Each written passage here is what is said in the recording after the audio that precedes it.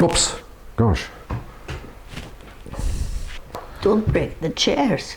Pardon? Don't break the chairs. Don't break the... I went down lower than I expected to, somehow. They are quite low, these chairs. So, Babette, we're going to make a go now, a start at our little experiment.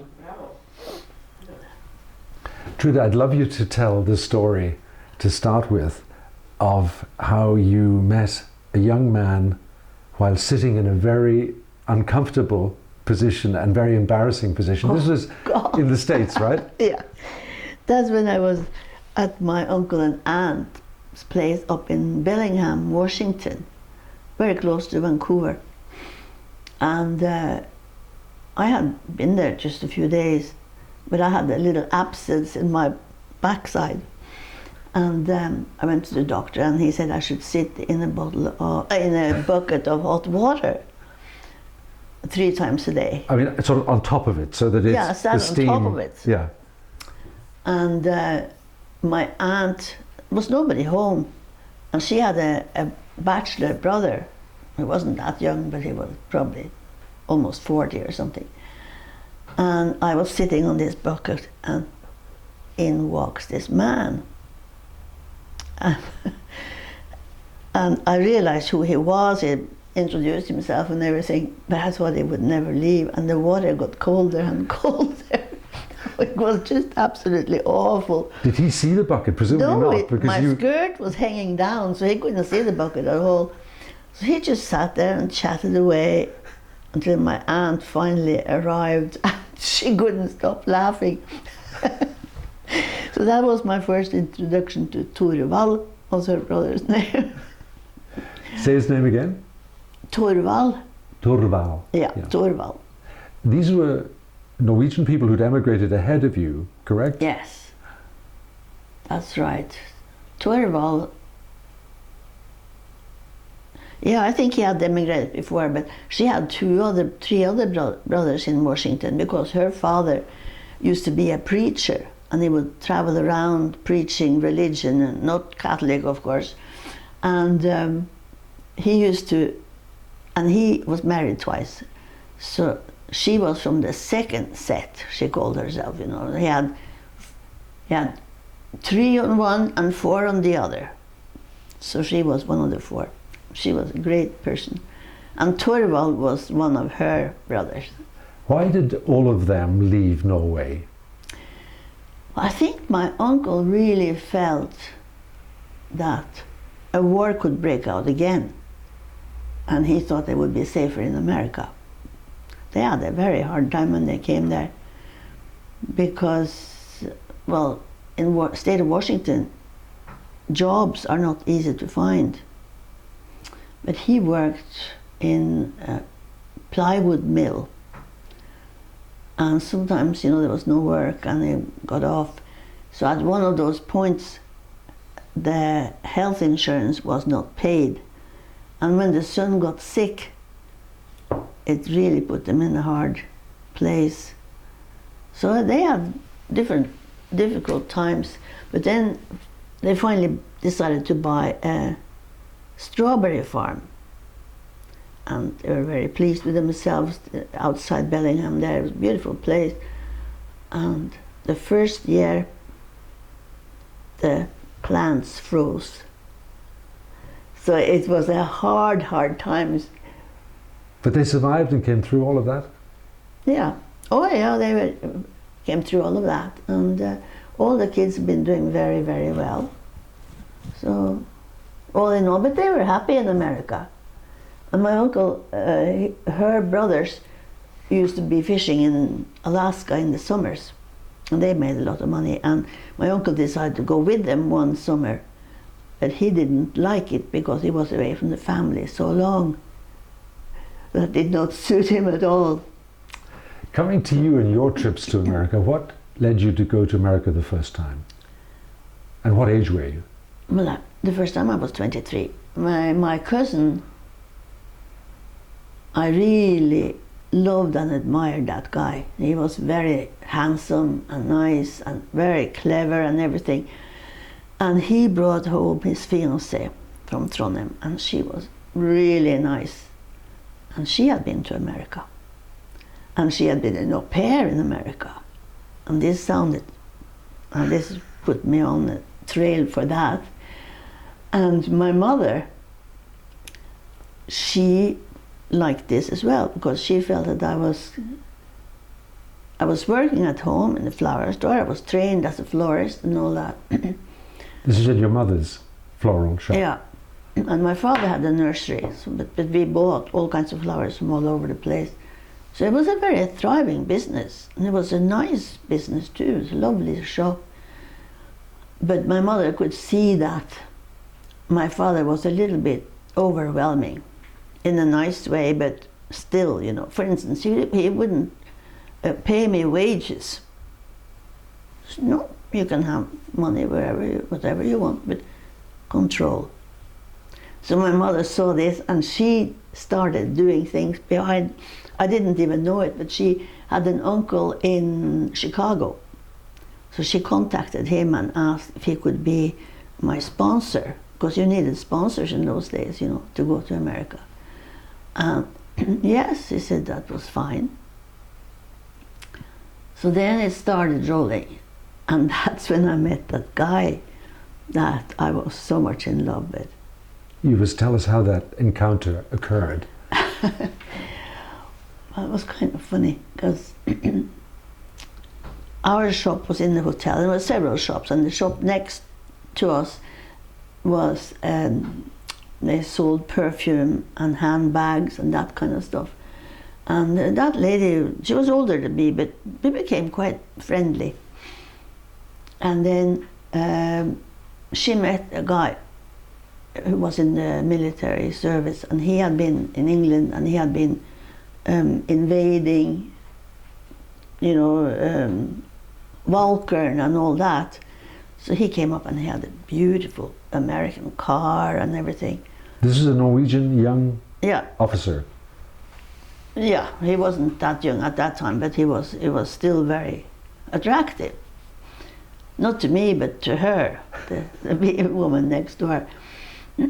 So one evening, I was out walking, and this car stopped, and he said to me, "Can you come with us now, so you can drive my car home for me?" Sure. I was really tempted to buy that, to drive that big American car, you know, very fancy, with a blue kind of a shade that came down for the light. And I stepped in the car, and in the back seat was this guy, and it was absolute instant attraction. So then that's how I met him. But he was going with them wherever they were going up in the mountains. He was in Steinkjer because he was learning to fly. He was a young Norwegian man.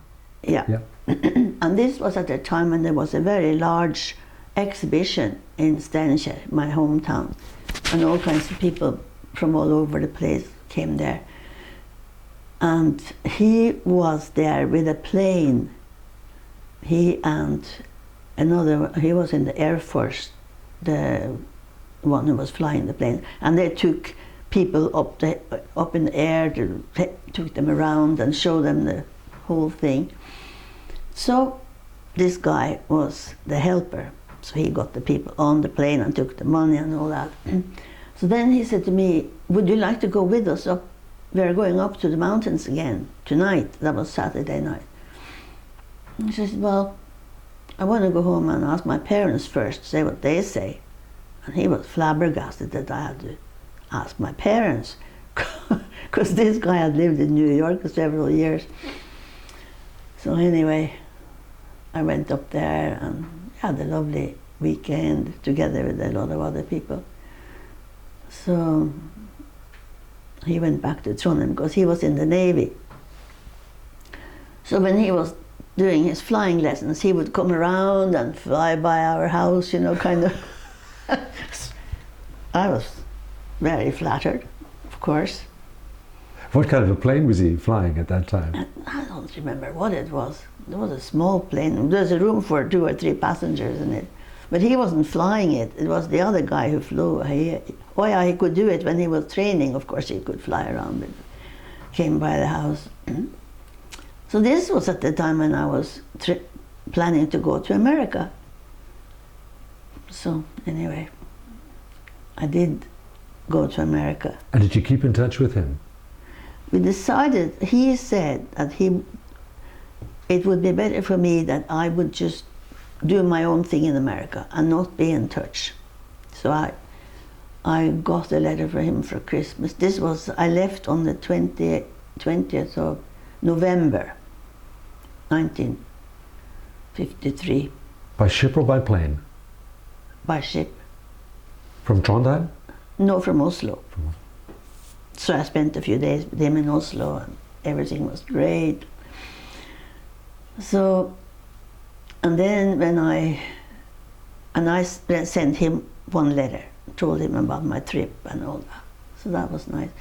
But then I wanted to go to California because the mother of the fiancé that I was so impressed with, she was in California. And she said that she was going to see if she could find me a job. So I said, well, that'd be great. And so I took the Greyhound bus down to California. From Washington State? From Bellingham. It was quite a long trip. And I was met by this guy, the brother-in-law of the fiancé. He was a commercial artist, and he had come over with his family to try something new. He had his own business in Trondheim, but he wanted to try something new. So he was there working in San Francisco, and they were staying with her aunt, who lived in a place called Russell City.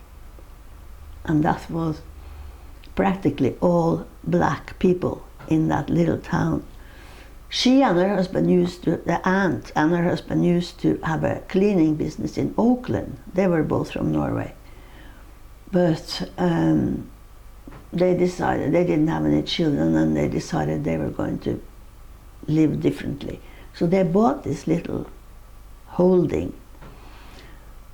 And she had a small dry cleaning business there for local people. And then she had a big garden. And she had hens of all different varieties, and she grew organic vegetables. She must have been 60 years ahead of her time.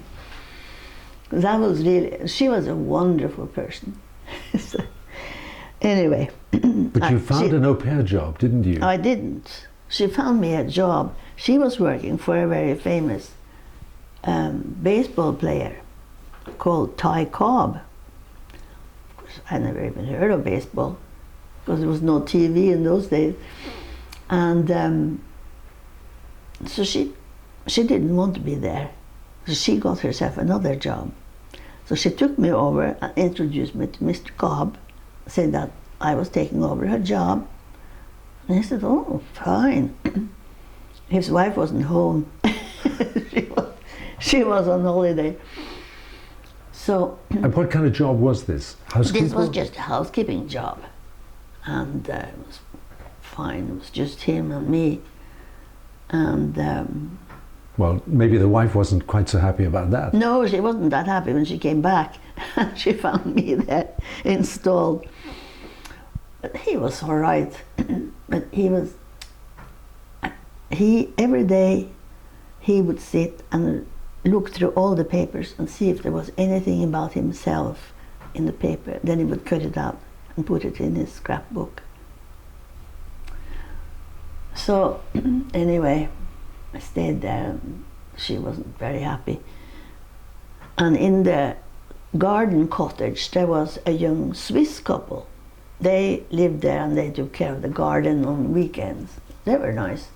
So I went with them to an English course in the evening, and then we also started a pottery course.